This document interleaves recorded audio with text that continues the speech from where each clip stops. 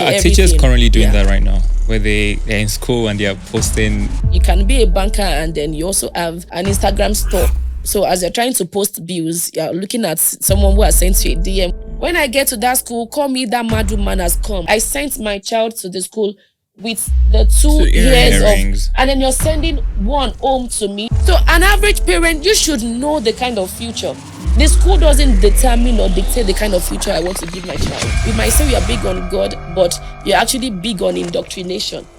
So do I also want to raise a fanatic? Do I want to raise a child who has been indoctrinated, an extremist?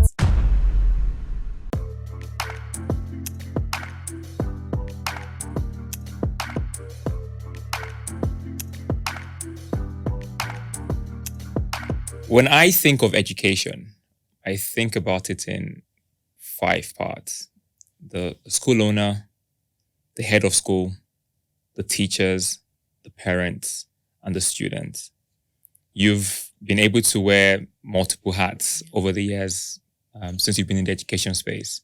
Which of those hats have you enjoyed the most, and how have you been able to transition between the different parts of the spectrum? Okay, so if I'm going to answer that, I think the first one would be being a parent. Okay. Being a parent, right? Because whatever it is that I do with my children kind of extends to what I do with other people's children, right? So being a parent would come first, and then being a teacher, even before the position of leadership, being a teacher, being hands-on with the children, getting into the classroom, right? So to just interact with them and be their friend. So I think those 2 arts would be my first 2 arts then. That can then spill into other responsibilities that come within the sector for me. So being a parent, number 1, and then being in the classroom, being that Ninja teacher. And so when I think about also the dots that connect every one of those aspects, when did you realize that teaching or education was what you wanted to do? Was it for me? Okay, so for me, I think I'm one of the fortunate few, because I grew up in a family of educators. Actually, when growing up, then I remember my mom used to organize this after-school club for children.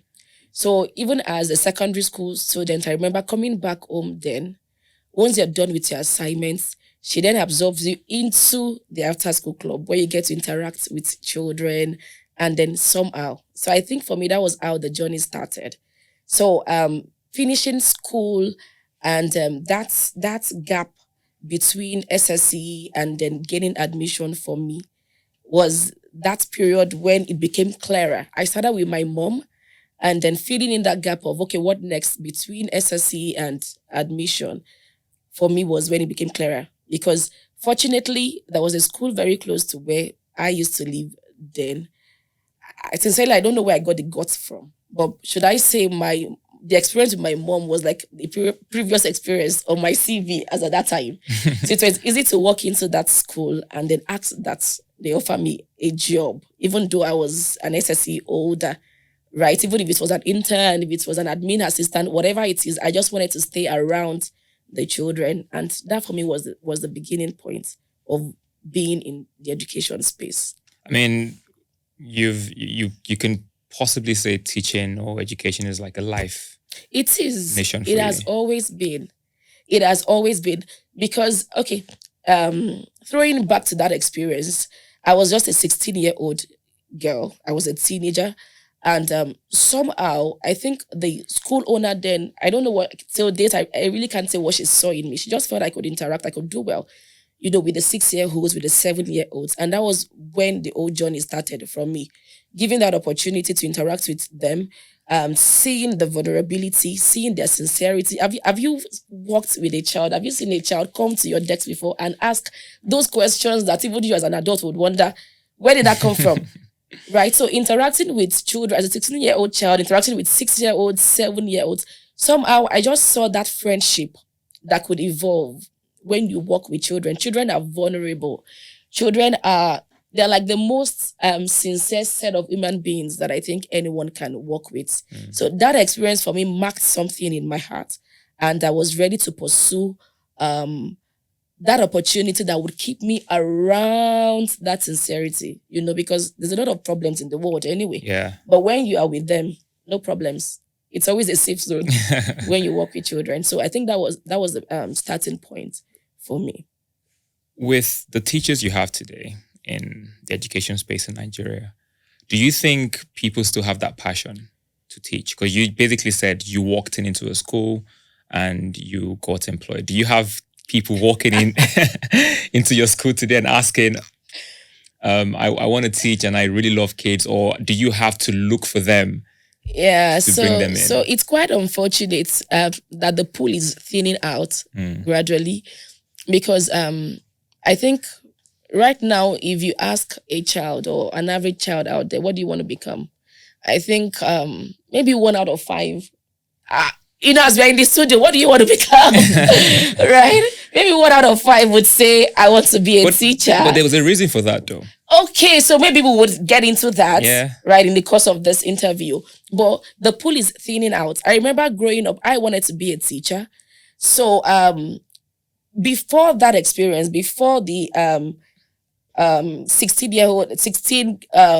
that experience of walking into that school, I had always wanted to be either a mass communicator or a lawyer.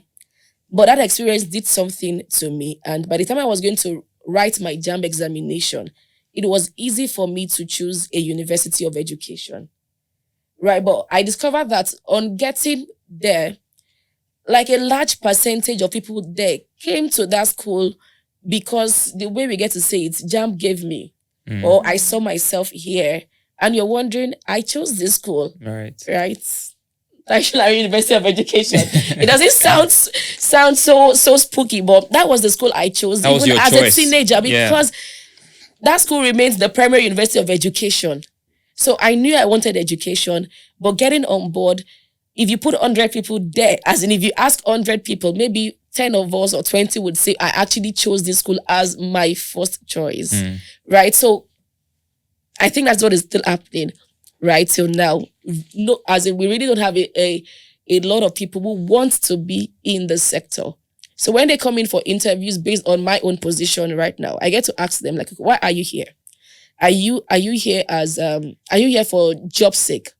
Like, are you here in search of job for job sake to make money? Sometimes you see some of them even walk in and they see the classroom as side gig.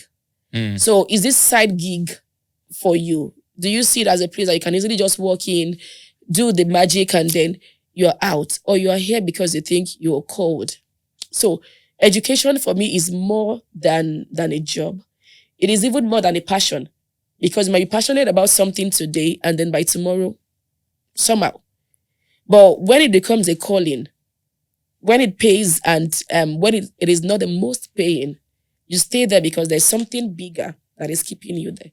So for younger minds like myself who currently find ourselves in education, it's then easy for us to chart the course, because we didn't just get into it because we didn't know what we're doing. We got into it, and just like an average person would have said, okay, I want to do banking, and then you can track the trajectory. That is what is happening basically.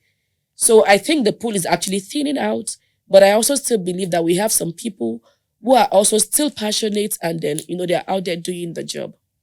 I mean, with side gigs, I think that's the norm for... Yeah, these days, like, the way the economy is and the way everything is happening, it's not realistic to have just one thing that you're doing that's going to bring in income.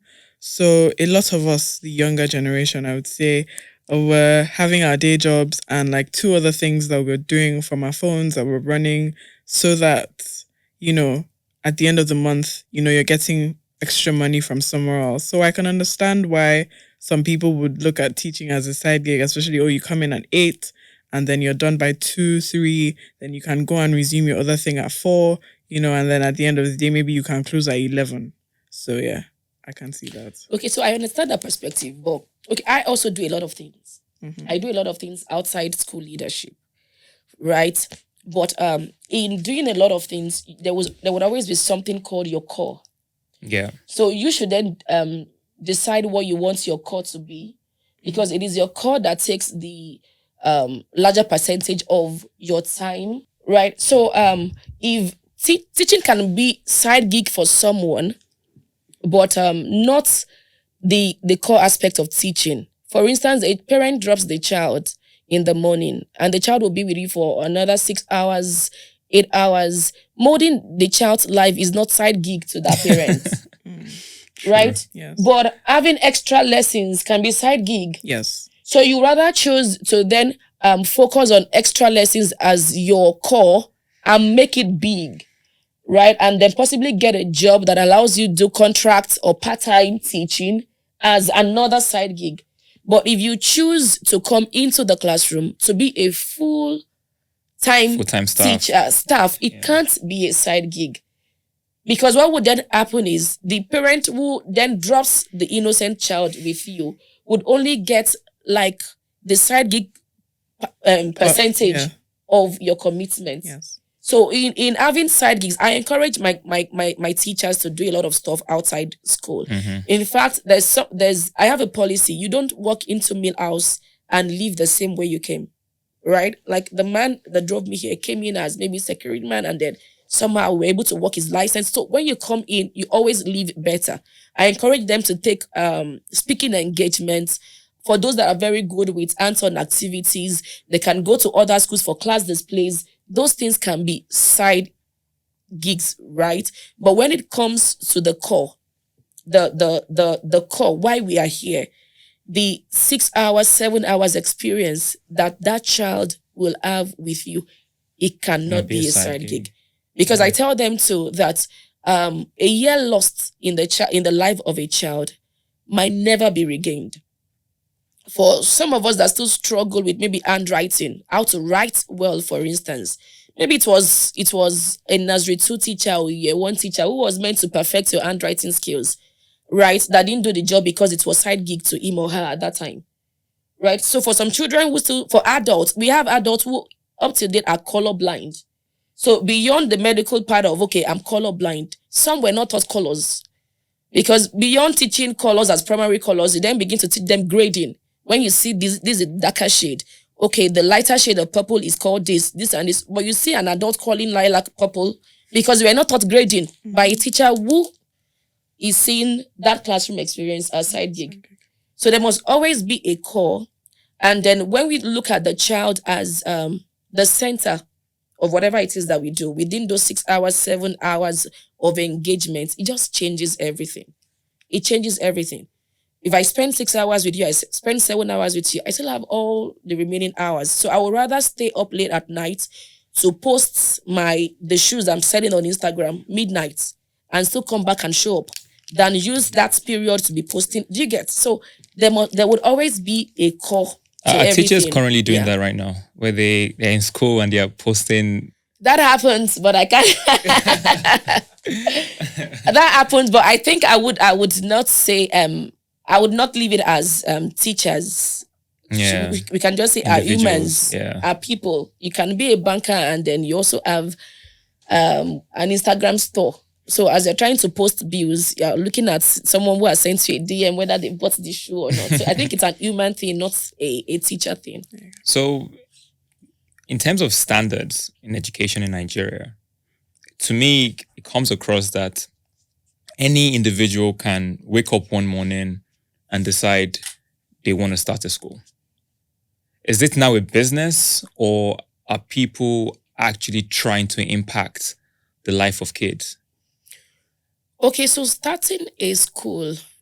I know you get a license and you get all of those things, but... So let me even put it out there. Whoever decides to start a school today, right, is should I say powerful? Starting a school is not for the faint-hearted. And that is the truth. Because you're working with lives, you're working with families, you're working with children. At any point, anything can go wrong. And I tell my guys, like, it would have been easier if we were selling shoes. If you misplace a shoe, for instance, a shoe can be replaced. It would have been easier if we were maybe doing some other things. But we're talking about a life that can be taken in split seconds. So A simple mistake, a simple error from an adult can cause a lifetime pain. So whoever then decides to gather children, other people's children, to say I want to take care of them within the space of 4 hours, 8 hours, I tell you, thumbs up, wherever. Right. So back to the question.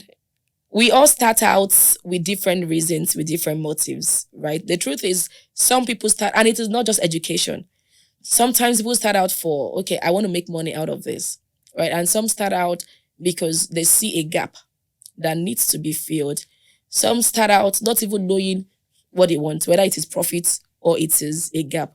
It is when the journey then starts that you're able to find yourself within, okay, what I thought I was starting out as profit, it doesn't look like it is actually profit year 1, year 2. We're not talking profit year 1, year 2, year 3, right? Just like every other business, right? So whatever the motive is, it would always catch up with the individual at some point. If you're starting out as business for business sake, the truth is it won't be sustainable because parents know what they want, Yeah. right?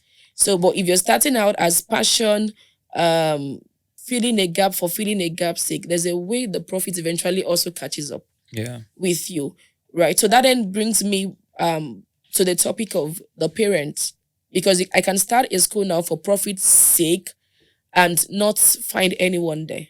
So it is the parent who then knows what he wants, or who knows what he or she wants, that either makes it a profit for profit's sake center for me, or brings me back to where I should actually have started from, which is passion and impact sake. So the parents still make the bulk of the decision, right?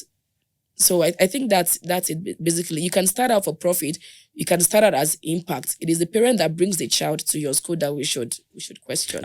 The reason why I was talking about standards is because we at Edwis, we usually would go to different schools and talk to them about digitizing their everyday activities. And then you walk into some schools and you're actually, surprised at the condition of or the state of the school. Are there standards like there has to be X number of kids in the classroom?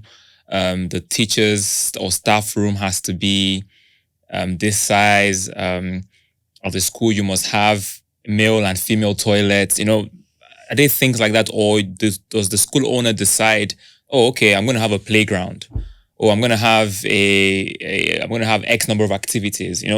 Those are kind of things I'm basically. Yeah, I get it, but I would still want to take it back to like attracting like, Right. and that is the truth, sincerely, because in education, and in maybe let's even say businesses, running a business, for instance, there would always be a point where you're thinking profit, you're thinking, okay, should I invest in this, should I do this, and all of that, but there is the buyer. The buyer can also decide what you're selling. So as a parent, I get into an environment that doesn't look like what education should be for my child. It is my responsibility to either overlook it, right, and register my child, or look for a better option. So even beyond the school owner, because the truth is, we would always have different types of schools. We'll always have schools who have standard playground, different things are in place. And you would also get to a school where everything just looks like it's like a field of mediocrity, right? Mm-hmm. But there are people that are paying for that service. That service. So I think the power lies more on the buyer, Yes. not the seller. If I sell something to you, you buy it either because that is the standard, you don't know better, or that is the standard that you think you're worth, or that is the standard that you think you're willing to even pay for. So you can't complain beyond what you want to pay for, right? So the schools that we call bigger schools now, you look at what they're paying, and you compare with someone who is just trying to even make ends meet as a school owner. What that this bigger school will put as facility will be different from, right? So it depends. But there should still be some basics. Some basics. I think the buyer, the parents still have that power, that decision making power, to either say this is where my child should be, or not. But at every level, there would always be some schools that are at this level, some schools that are just mid, mid level, and some schools that are big. A parent would always find where he or she thinks is fit, right? Because when we talk about standardization or looking, what exactly is the standard? Is it the playground? Is it or like the level of the teachers, the level of teachers, qualification that they must have? But it still comes back to molding the child, right? Like molding, you said, life. Molding the child, right? But the reason we have discussions like this is because parents don't even know what they want, or parents don't even know what is obtainable. I am a parent, and when I enter a school, I know what I am looking for. So from the point of entry, I would know. From the point of interacting with the school leader or the school owner, I will know. With the point of interacting with the teachers, I will know if this fits into my perceived standard of the kind of education I think my child should have. So the power, the parent controls that anyway. But sometimes because of finance, the money factor too, some parents might not be able to make decisions beyond whatever it is that they can pay for. But a school owner would give a parent what he or she thinks the parent is worth. And if a parent feels I'm paying more than what you are giving me, then the parent can also either pull out the child or demand for better services. Yeah. So parents are still at the center of whatever standard that they think the school should give, their child. You know what I think? I think schools should be like hotels. It should. How you have the stars? Yes. 1 star, 2 star, 3 exactly. star. And then there'll be a body that basically determines there's a checklist of things you must have in your school. And if you qualify for any of those stars, then you have the star located. I understand what she's saying, but I also think that it shouldn't be solely in the hands of the parents. I think it should be a combined effort. So like, let's say the school board and the parents, because with the big schools, you can also say there's a thing of the parents' finances. So what the parents can afford, these parents have also been educated in a way where they think bigger, so they want bigger for their children. But then there are people who have also been victims of the same education system who don't even know that they should think bigger for their children. So they're just repeating the same cycle of what they went through is what the children will go through, because they don't know that, oh, well, my child should go to a school where they're being taught how to swim, or they should be taught languages. So I think if there was a better way to, or if, I don't know if it exists already, but if there was a better way to establish that every school must have this. Yeah. It doesn't matter whether it's a big school or a small school. Bigger schools can say, okay, then after school we'll have taekwondo or ballet. But then at every school there must be a lab, there must be a library. It doesn't matter whether it's in Ojolagba or it's in Lekki or it's in VGC or what, it doesn't matter. Then we then know that each child has at least the basics, the fighting chance, because a lot of people don't have a fighting chance. This kind of schools you go to, some schools where there isn't a roof, they don't have a board. The teachers are the ones who are coming to school with the materials, and then there are other schools where they're being provided with everything. Those children can't be put in the same playing field. They can't have a conversation with each other, because even if they're the same age, because they haven't been exposed to the same level of education. Yeah, so I think that then takes us back to policy from formulation, right? So, but right now I am speaking more to the individual. Okay. Let me say, should I say the private sector? Okay. Even for public schools, even for the government, right? The individuals make the policies. And it's the individual leading a system, right, beyond even policy formulation, that also says, okay, this is what I think. This is like the average.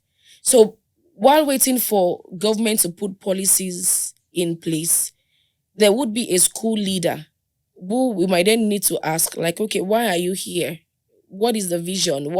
Some things drive us beyond what the parents pay sometimes. Mhm. Some things I'm speaking as a school owner now. There's some things that drive you beyond even what government can offer. So it's still it goes, down to who the individual is, right? Even for parents who might not know what is expected. But I also feel that when a parent walks into a place, there should be some amount of expectation. Mm. Yeah. I don't know if you get, because there's a lot of mediocrity out there because parents don't even know. Yes. So when you're taking or registering your child at a school, you should get into that school with at least some level That's why I of think the Some stars. expectation. That's why I some think the stars level is of good. expectation. Yes. As a parent, before I started Millhouse, my first daughter was attending a school. There were some things that were like, no. Mm. When I get to that school, call me that mad woman has come. Call me whatever it is, not even knowing that I was going to start a school. And it could be as simple as I sent my child to the school with the 2 years of, Earrings. and then you're sending one home to me without an Without explanation. This is mediocrity. Yes. But an average teacher feels Mrs. Durojaiye's wahala is too much. Is it not just one? Earring. Yeah, but then So an average parent, you should know the kind of future. Mhm. The school doesn't determine or dictate the kind of future I want to give my child. Because education in itself starts with the parents, right? So the parent, somehow, even if you were not given that kind of education, there must be an idea of the kind of education you want to give your child. And then when you go on school search, school tour, parents shop online for schools now, as if they are shopping for shoes, That's true. right? So you find parents shopping online, and even when they're sending DMs, you say, do you want to book a tour? Do you want to come around to see the facility? And the first thing they're asking, no, send us the bill, because I'm busy. I would not. And then that kind of child is sent to the school, and the leader or whoever is in the system is not delivering based on, and we are back to the child should have gotten. I think it even starts with the parents. It starts with the parents knowing what they want, demanding what they want. So even as for public sector, for instance, who says parents in private and public schools can't even start a protest and say this is the basic? When Awolowo was there, this was. So it is what we want, basically. It is what a parent wants. And then we keep trusting God that whoever then gets to that place of decision making, whether as a private school leader or as a public sector leader, does the right thing. But we know how the human mind works. The human mind works based on the information that he or she has. So whoever is doing whatever it is that they want to do there might just be doing because they also don't think you deserve better. So you demand what you want. And if it is not working, you pull that child out. You pull that child out. I mean, I agree. I think when it comes to one of the things you mentioned, which is the fact that you're a school owner and also a parent. These days, you have school owners that do not even send their own kids to So they are the to the school. school Yes. that they own. I agree. Yes. Why? So that is a question we need to ask them. Okay, that is a question we need to ask them, really. Because they know the standard they want, Yeah. and they're not providing it. So they've taken them to a better place. Yeah, and it's also a sensitive thing, right? Because I remember for my own my first daughter, I remember my husband having this conversation with me, like, I'm not going to send this child to your school because you're a school owner. It sounds strange, right? Because it would tell me that I'm going to allow this child come to your school when you've been able to sell the value. Like, okay, what will my child become after 2, 3 years or 5 years? So don't even think it. Don't think because you are the school owner automatically. The child will come. It might have sounded so harsh, right? But my husband had that perspective. Because remember, I run a school, but the child is also an individual. In another 18 years, she might not even be living the kind of life that she might not be with us again. Right? She might have, you get what I'm trying to say. So she has a life, and we owe her that responsibility to give her at least something that we think would set her up for life. Yeah. So in making decision as to, okay, what kind of preschool do you then attend? What kind of primary education do we then give you? We will make that decision because the mom is the owner of that school. We will choose Millhouse because we believe Millhouse can deliver on what's the kind of education that we think you should be getting, right? So we had schools that we had wanted to pull her out to when, she was moving from preschool even to primary before Millhouse started. And we had our eyes on, okay, if we send this child to this particular school, this is what we are looking for. This is what we are looking for. This is what, okay, Millhouse is a 4-year-old school. Might not be able to give her this kind of exposure now, but can it give her the basic? And then as parents, we can then add up to whatever it is that the school gives her. So when we're able to answer that question, like, okay, we know Millhouse can at least do the standard, right?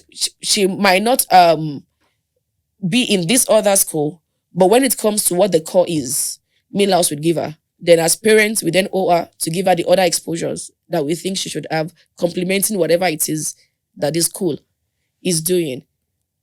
I mean, it makes sense. I mean, I'm just thinking as a future parent. I mean, as a future parent, there's certain things I would definitely be looking out for before I agree to send my child to a particular school. Give us examples. What? For me, extracurricular activities. Yes. I think that I'm big on that. I think we both went to the same school, different branches, but the same school. Yeah. So I think extracurricular activities were a big thing for us. Yeah. And thankfully we are big on that. Yeah. Millhouse school. Yeah, we are big on that. I mean, I think extracurricular, the rigor of school in itself, let me speak for myself. I did not like school. Right? And I used to look forward to the extracurricular So why didn't you like school? The teachers. So looking back now, I was a very hyper kid and I liked sports. That was my thing. Like football.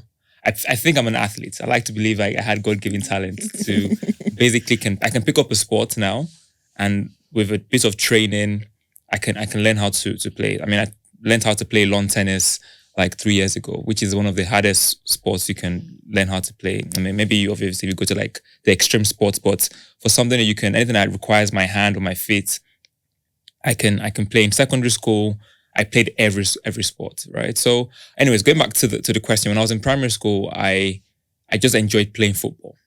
And every time we were in school, the PE teachers, they knew that when it was time for sport, just call a rolo. When it comes to sprinting, football, the inter-house sports, that was my thing. But that aspect of my life wasn't nurtured from the school and from my parents, because for them it was school.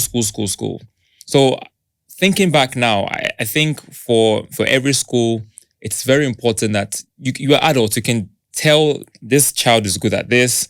This one is good at painting. This one likes to, when his music class, this is the guy that when it's time for acting, you know each child and their abilities. And I think it's important for schools to kind of lean into that a little bit, because you might be nurturing the next genius in that thing, in that space. Like, and I don't think I don't know if it's changing now, but I would like to believe that now, that if you ask a kid, what do you want to be?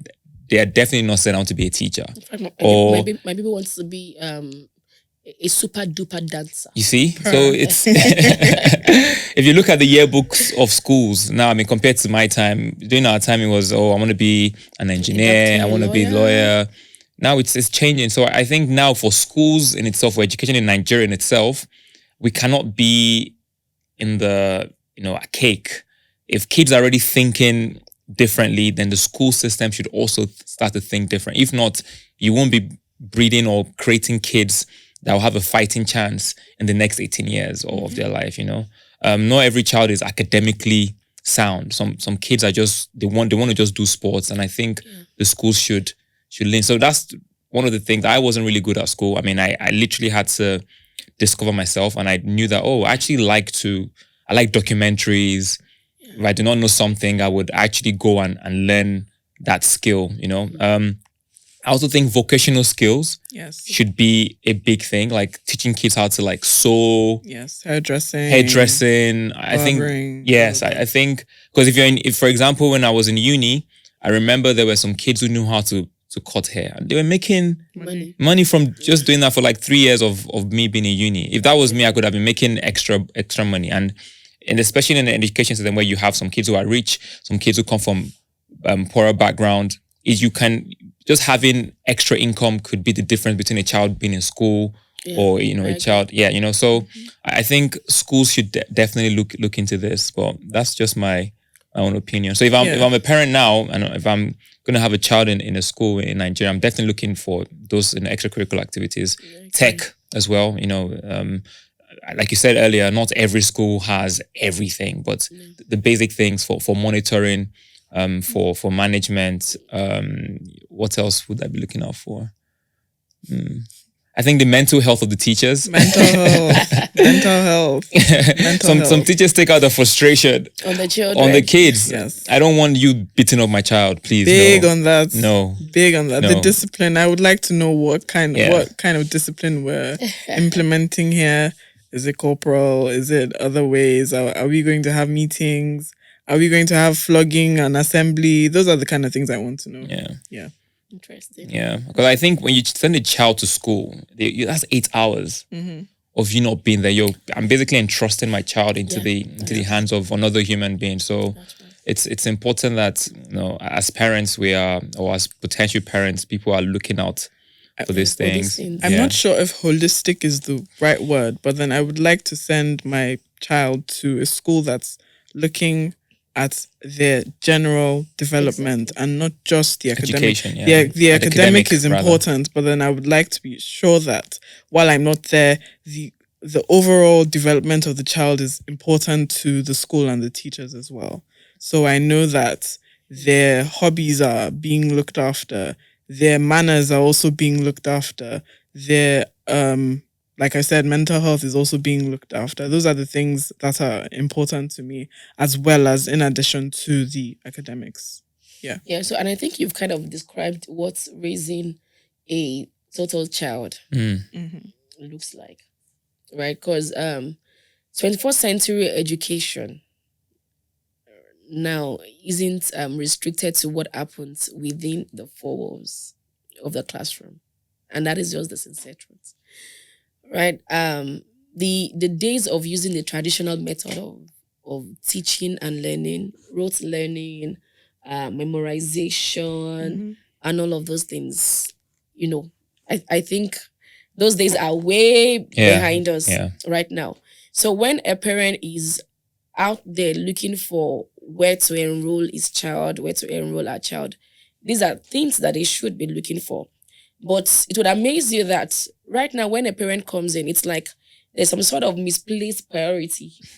Even when when some parents come in for inquiry, and somehow you then try to help them rechannel what the priorities are, right? Coming for an inquiry, for instance, and then the first thing you want to check is something that does not even directly impact or affect that child.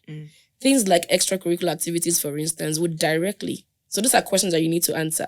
What are those things that would directly impact or affect my child's development in this school? Number one, building or raising my child beyond teaching and learning, beyond memorization, beyond rote learning. What does life outside the classroom look like for children in this school? Is there a way for talent discovery?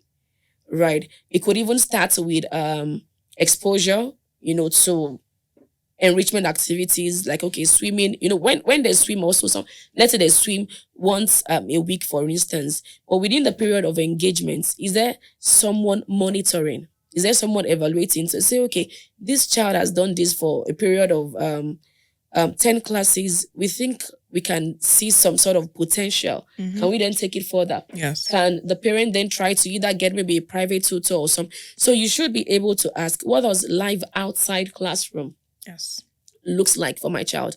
For children at Millhouse, for instance, we take them through 5 extracurricular activities, like we love to call them.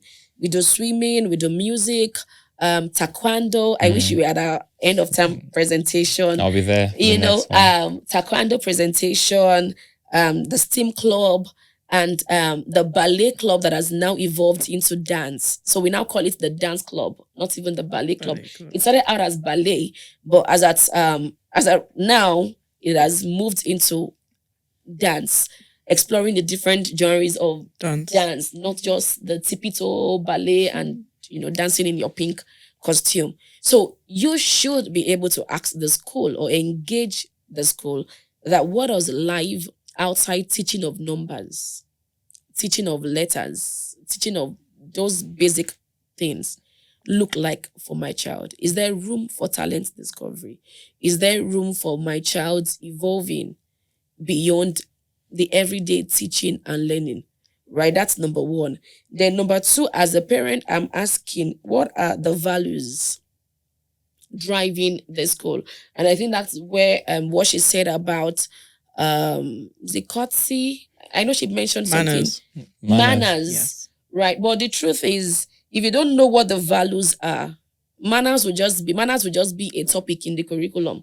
Okay, today we are learning our 5 magic words. You've learned the 5 magic words, and But by no tomorrow the use. child might pass and not even say good morning to you They're not being because they've nice. only learnt that as a subject, not as a value. So you get into a school, you want to know what the value system looks like. You want to know the things that drive them basically. But these are not questions that parents ask. Yeah. When parents come in, for instance, the first thing they want to ask is, can I see the fee schedule? And then we try to calm them, like, calm down. Calm down. The fee schedule is not, we know you're looking at your purse, but that is not even the first thing.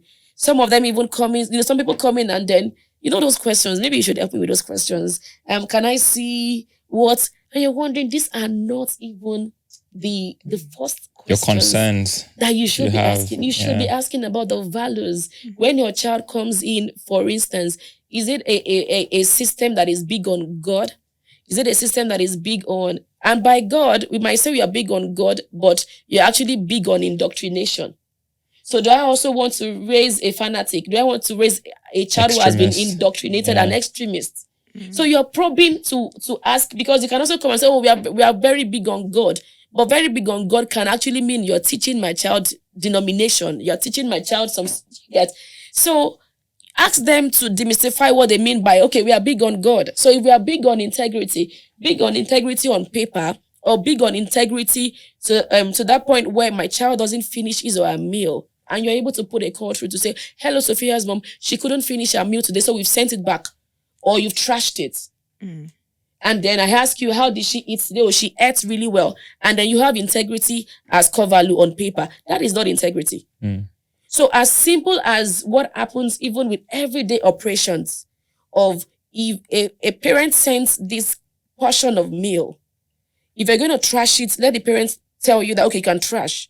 But you won't send an empty bowl home and let the parents assume that the child finished the that food, meal. yes. We don't check for those simple everyday things. But that is integrity for me as a school leader. If I say integrity is a core value of the school.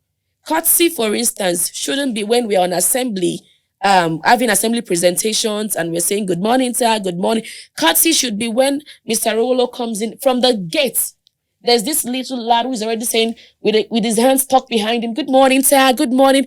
And then you can hear them say, good morning, sir, good morning, ma, good morning, sir, from the gate, even to a stranger.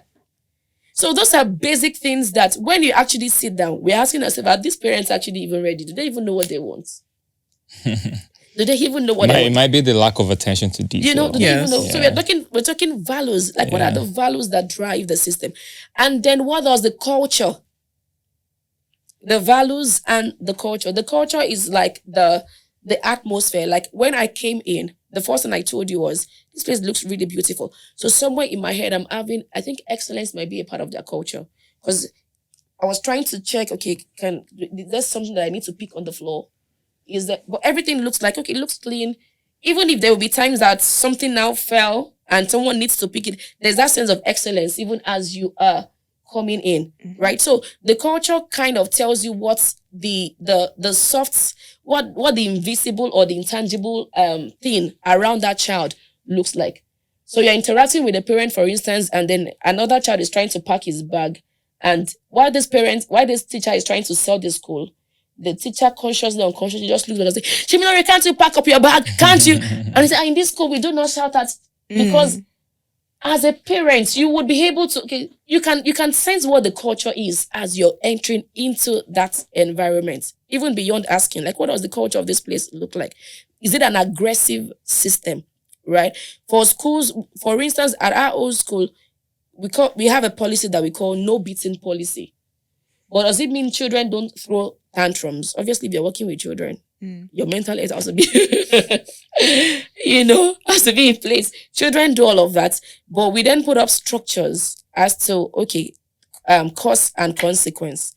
If you do this, this is, and you discover that there's some things beyond corporal punishment, beyond raising your hand, beyond using a stick on a child, that even gets to hurt the child more than trying to beat that child. We know what those things are. Sometimes for some of them, it's okay, you are not going out to play. You are not going out to play, because when we were going to state the rules, and that is why when we resume, for instance, we have what we call town hall meeting. We do it as the old school, and then even in classes, the teachers then have town hall meetings with their children. Okay, let's set up the rules for this term. Okay, the rule is that I do not bump into my friend. Okay, the rule is that I do not talk when Mrs. Finian is talking. The rule is, okay, our rules, and then we put it up. The children by themselves, when someone breaks that rule, will tell, you have broken Mrs. This and this beyond. And then so now that she has broken this rule, what do we do? If we have maybe 10 minutes to play, you might possibly not play at all, or it will give you 5 minutes. Somehow they're looking at their friends and they're wondering, oh, I should have been better. I should have done by themselves. You will see them walking up to you and telling you, I'm sorry. And genuinely, they are sorry. Yes. But sometimes we try to parent, and that even takes me to parenting, right? We try to parent, we try to teach the children the way we were raised.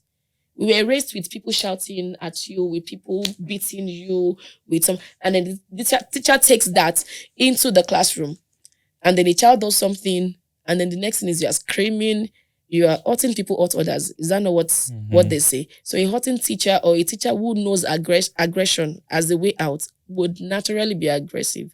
But that is where policies also now come in. Yeah. As you're coming in, I tell them sometimes, as you're coming in, whatever it is that just drop it at the estate gate. Just put it there, hang it there. Just hang it. If we don't do this, they would just hang it. When you come in here, let something different, right? The future that we are trying to live in, let that control you. Then when you are out, so peradventure, before you then leave this place, somehow, this can then might have become who you are. Yeah. But drop wherever it is that you think you are at the gate. And then come in and let's just create a beautiful world, and let's see how that plays out. Right? So going back to things that we look out for, you're looking out for the values, the culture, what again, the extracurricular activities, and then you're interacting with the teachers. Sometimes when I go to schools, the first person you interact with might be maybe the admin or the school leader. As a parent, this is free. What do they call it now? Is it free expo or what? Free expo. Don't interact with the school leader, because the school leader actually started the school. The school leader can sell a vision. Ask, can I see my child's class teacher?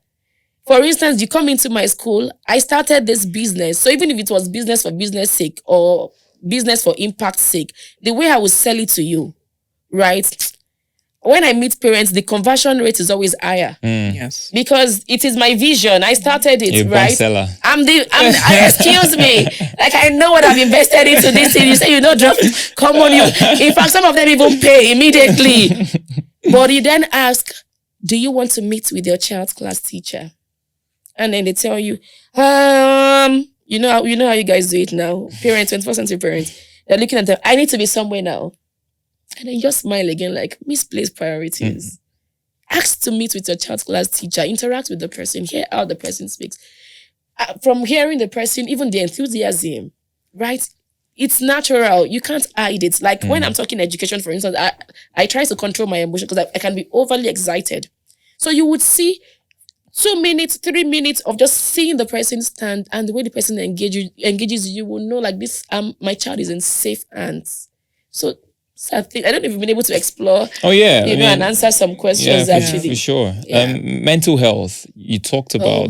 Oh my. I don't think this was a conversation or a topic that was used when we were in school, either for the teachers or for the students. But actually, surprisingly, in my secondary school, when towards like older secondary school, so when I was in SS1, SS2, they then began to take mental health seriously in our school. So if there was someone who wasn't doing too well, they would draw attention of house mothers, and then, like, because I went to boarding school, so they would draw attention of a house mother, and then they would be referred to either the counselor or they would be sent home to the psychologist that the school would recommend, and they would have to make sure that the child is okay before they came back to school. But then, like Smile was saying, when we were much younger, it wasn't something that was ever really talked about, either as the mental health of the children or the members of staff. And you would see members of staff coming to class, either looking, you could tell that everything They're wasn't okay. They're stressed. stressed, their eyes are red, and it's just affecting the whole lesson. Everybody's on edge, and by the end of that class, nobody has learnt anything because everybody's just kind of like distracted because everybody's just trying to be on their best behavior. Or if they're not on their best behavior, then somebody's getting punished, and then you spend the whole day the whole class trying to rectify that. But yeah, Yeah. go on. So I mean, mental health. How we dealing with that now? Yeah, in 21st century, I mean, I think it's important. Okay. Lagos is already hard, or Nigeria is already I hard tell at itself. you. So I tell you. Okay, so are we looking at that from the perspective of the children, of the child, or for the adults? okay. Okay, can I also ask, in children, if you notice something, let's say the child is constantly coming to school crying, sad, looking down, then how do you address, it's obvious that something is happening at home. So I know that in the past, maybe 1 or 2 meetings with the parents, or no meetings with the parents at all.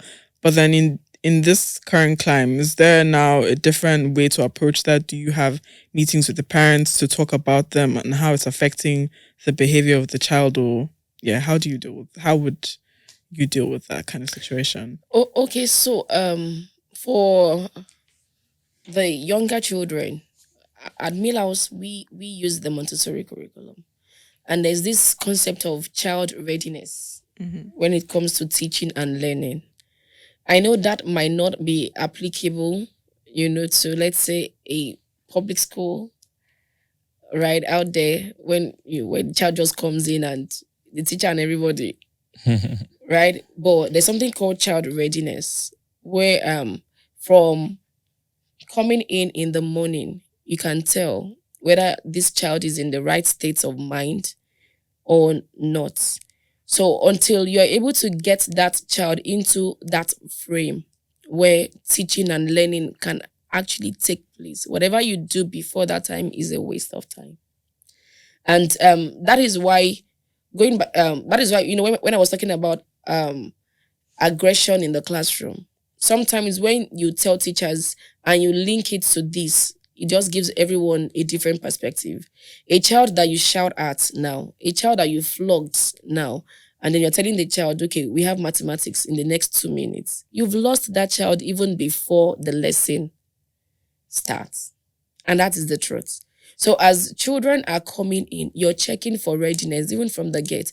Some of them would even come in and they tell you things like, oh, mommy did this, mommy did. Then it is the responsibility of the adults, the class manager. We just say teachers sometimes, but the teacher is the class manager. A teacher performs, and that is why the teacher needs to be, in the right mental state. Yes. Because the teacher performs a lot of, the teacher is the counselor at some point before you then send it out to maybe a professional counselor. The teacher, sometimes you're wearing different hats within those 8 hours of engaging that child. For some of them, when they come in, you're able to link the source of their unhappiness to what happened at home before coming. And for some, it is just, okay, how can I redirect this discussion and take this child out of this current frame of mind? So it could be through play, it could be through, freedom within the environment. Okay, do you want to do this? Do you want to do that? Before you then start the actual teaching and learning. But checking for child readiness, understanding the whys behind a child's actions, right, is as important as the content that you want to teach. So even for children in the primary school level, secondary school level, you see a child misbehaving, and the first thing is not to deal with the person. You're looking at the issue, right? You're separating the issue from the person. Okay, why is this child behaving this way, right? And then you're able to address the cause. So the way to address it could then mean interacting with the child on a one-on-one level, or even inviting the parents. We do that a lot. We don't spare parents, because I so much believe in homeschool collaboration. It's a partnership. Though at times parents, drop their children and they're off. But there's no way we're going to do anything meaningful without having you in the picture. So there have been times that one on one, I've had a time, when a particular child poked another child. And it was very strange. So the teacher reported, which we can link to bullying, right? We hear stories of bullying around. And it was very strange. Like, this child would not poke another child. So what happened? So two ways to handle that. The teacher spanks the child, punishes the child. Okay, why would you poke your whatever? But you've not addressed anything. So when that was reported, the first thing I told the teacher was, can we even try to see through this child's soul? Why would she take something, a pen, and then why? What was she trying to tell us? Can you invite her over?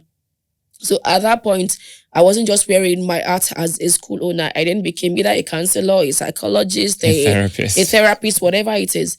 And the child was, and then creating that safe space. Everyone wants to feel safe at some point. So the child came into my office. Obviously, you can lock the door. She wanted to be sure. Children are very smart. They wanted to be sure whether their secrets are safe with you. And then we got talking. We didn't even start with what she did. We just got talking, general issues, and this is a 7-year-old child.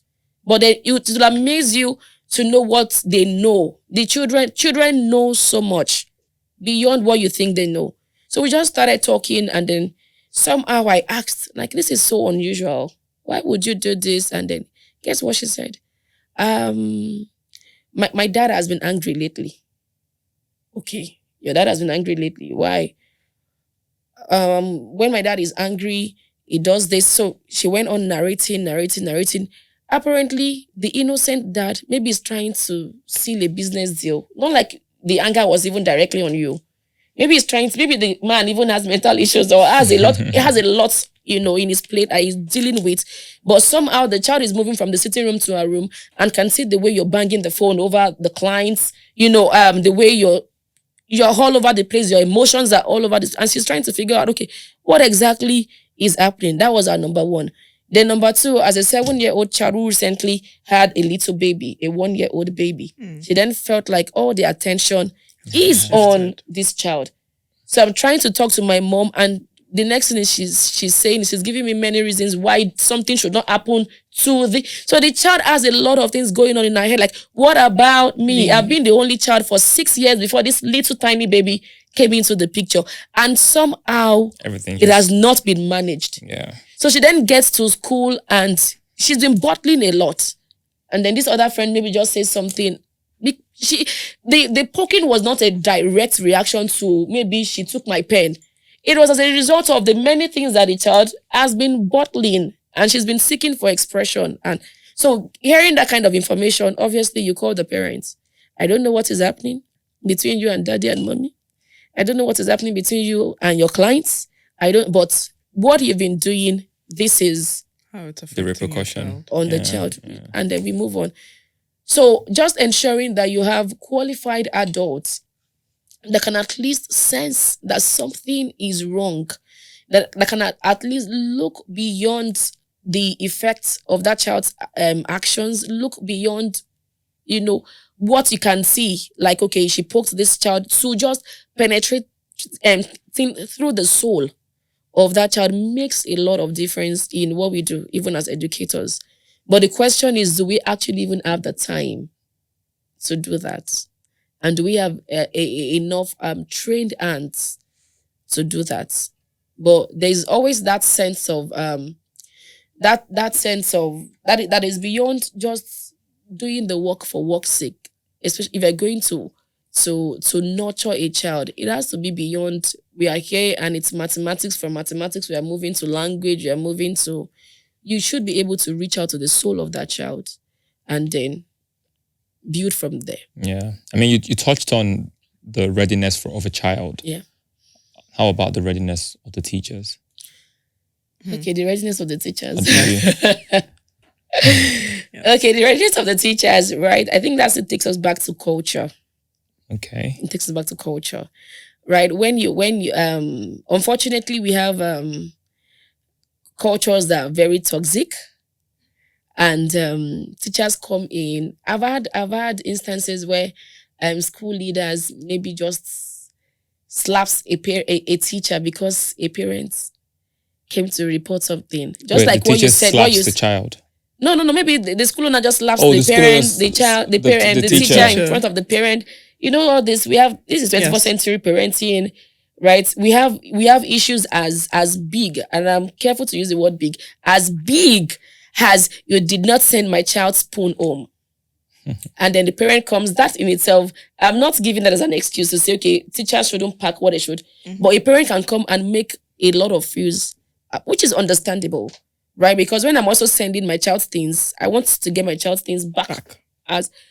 And then maybe the school leader or whatever the culture is, the fault is on the teachers. So how do you want the teacher to then teach your child when you're gone? So what we try to achieve is some sort of balance between the members of that ecosystem, right? The parents, the teachers, the children. Letting parents know that whatever it is that you do, directly or indirectly, affects the teacher. Letting the teachers know that whatever you do directly or indirectly affects, and then it just goes that way. But if the teacher has maybe personal issues, right, there's still a part of the culture. We are all humans, right? We have people who come in and they're looking so sad because they have house rents to pay.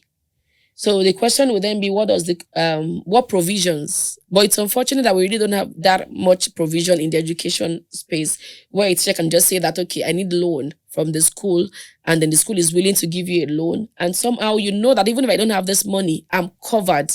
How many schools give out loans, right? And then it goes down to, I won't give out loan also because I don't know if this teacher would work out on me 29th of the month.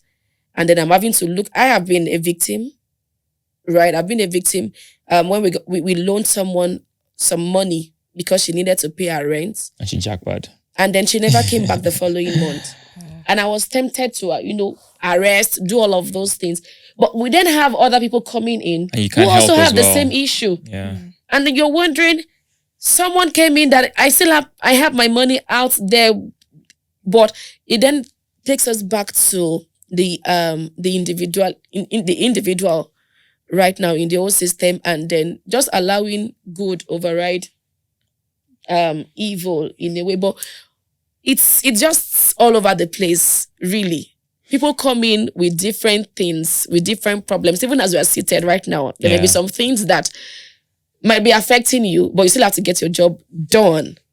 So it is a system that then takes care of you outside the job. If you belong to a system who does that, I tell you, good. You are one of the fortunate few. If you don't, how should we handle that? I mean, I think we're all actors, right? I think everyone has their public life and they have Private, their private, and you only show people what you want them to, what you want to show to them. So if I'm a teacher, for example, when I'm in school, I am a teacher. Yes. When I get to the bus stop, I become life continues. It's just like I tell my guys sometimes that teaching sometimes can just be like ushering jobs, right? Because I once did that as a side gig. I told you I have a lot of side gigs, right? I remember then if you go for events, you're just thinking about the 5K that they will give you after the event, even if they're calling you that something happened, wherever you are positioned.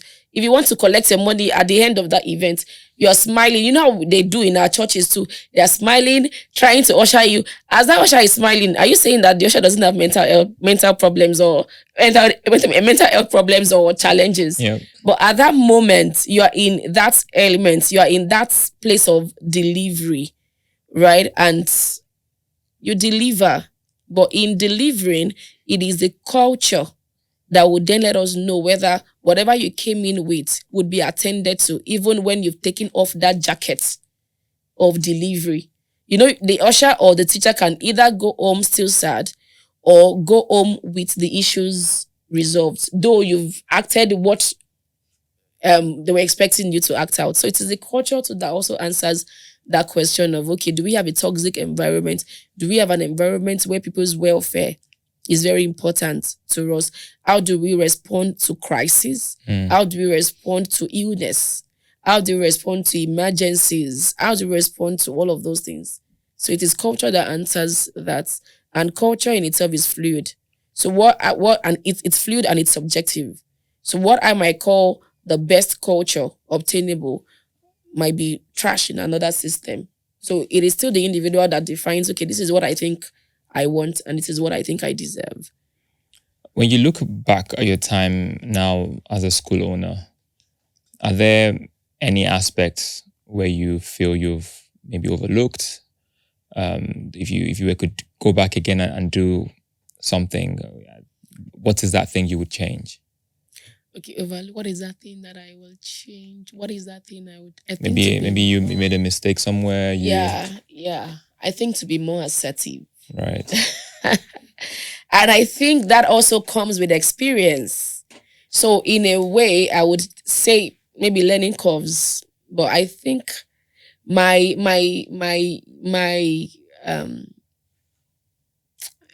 I'm looking for the right word to describe it now. Maybe I would have been more as maybe 4 years ago, I would have been more assertive.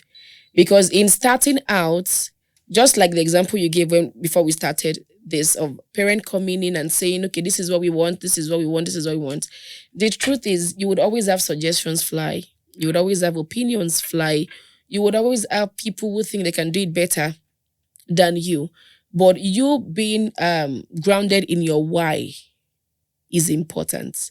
So I remember when we started then, we had a lot of things that I had to just maybe slow down on because I was trying to accommodate everyone. And that affected practically everything. It affected pricing. When we were starting, my child used to be in a school. She was 15 months old then, where for the class, we're paying about 130 to 150 as at 15 months old in Bagada, not even, do you get? So when we were starting, we started out with, okay, the least you can give other children is the least that we felt our child as a 15-month-old was getting. But based on maybe location or lack of assertiveness or whatever it is, you then have people come in and then it's like they're pricing tomatoes, they're pricing this, they're pricing all of that. And you're wondering, so what should we do? So maybe if I had been a bit assertive, or maybe some decisions that I made as regards parent engagement. Sometimes some parents come to you and they give you excuses like, okay, this teacher did this, and then you're trying to ask the teacher, why? Why would you have done that? Sometimes you need to look into the parent's eyes and say, it doesn't work that way. It doesn't work. We still had an issue yesterday. The parents told an 8-year-old child, the parents told the teacher that I'm going home, I didn't pack my child's snacks, but as I would bring it back by maybe 11 or so. But this and this. And somehow the parent went home and slept off. No food for the child. No, the child had food. The child had rice and beef. You are okay. But because you didn't pack Ribena and whatever and biscuits, you then told the teacher that I would come back. And by the time you came in the afternoon, you then turned the whole place upside down, that you actually slept off. Why didn't the teacher call you? Like, excuse me? So you're saying that the teacher who is busy for a year 3 class, busy trying to teach basic things, he has his own personal life rather. Do you get? He's still trying to manage what is happening in the classroom. Would then call you to remind you of the biscuit that you were meant to bring, that you slept off over. So maybe my younger self then would have just said, so sorry, you're just starting a business, you're still very young. Customer service. So sorry. Customers are always right. But the truth is, I'm asking myself, what am I sorry about? You slept off. So next time, maybe you should have set an alarm, but this is not even food. Maybe if it was food, I would have felt so bad. But I entered this child's class and I saw him devouring rice and meat. So these snacks would have been, you can take it when you get home, as long as the child did not go hungry. If it was hunger that we were dealing with, maybe from the school kitchen, we would have even served the child because we have provision for that. We could have cooked for the child. But you coming in and then creating fuse and throwing tantrums because we forgot to call you for something that you slept over. So that takes me back to being maybe some things that would have been very assertive, because right now some parents don't even know what they want. And sometimes having to look into their eyes, sometimes you call their attention back to, excuse me, this is still Nigeria, right? And can we all be sane? So I think I would have been more assertive in handling issues, parents relationship, even with teachers, with pricing, and then just staying true to my why, which is what we are doing right now. And I think somehow it's been better, way better than when we even I started. mean, growth is one of those things that we always have to allow, right? I mean, it's for every young business owner, you are always going to be at the very beginning trying to be people's pleaser. Yeah, that's the word. And That's then the over word. time, you have to start pushing back. Not today. Yeah. So, that being said, if you were to give a word or two to other school owners out there, what would that message be? The message would be understand your why. That is very important because it is the why. The job in itself can be tiring. Mm. The job, and I kid you not, the job can be tiring, just like other ventures too, right? But unfortunately, school business, and I'm careful to use the word business, is not something that you just start and say, I'm closing down. If you had maybe a shoe shop or something, you can, right? Currently, even some of the opportunities that I would have explored or that my family would have explored, right? We can't because we're thinking school. We're thinking, okay, you have something, you have, right? There's the option of, okay, should you then get someone to handle? Should you get someone to oversee? But understanding your why is what takes you through that process when it's not looking so good, or those moments when it looks like this whole thing is discouraging. Is it even making sense? But understanding why you're here and why you're doing what you're doing, which for me is having the child at the center. Sometimes getting to school and thinking about I have the opportunity to impact these children. Remember how I started as that 16-year-old girl. It was more of the sincerity, the vulnerability, and being that big mother hen. That is still the why for me. So sometimes when you think about the stress that you're going through, either through government policies, um, I wish we were able to talk, government policies, parent, whatever it is, and you narrow it back to I am here for the sake of that one child who might never really experience something outside what you're here to give that child, then you stay. So thinking through your why is very important. Staying true to your vision, right? I tell my guys I am nobody's. No one is my competition. I don't know if I am someone's competition because sometimes even schools, you're out there spying, checking what are they doing there, what are they doing there. But my biggest competition is Millhouse, and from that point of view, you keep reinventing. You're looking at your books and you're saying, as a last year, we're able to do this. So what makes this year a better year?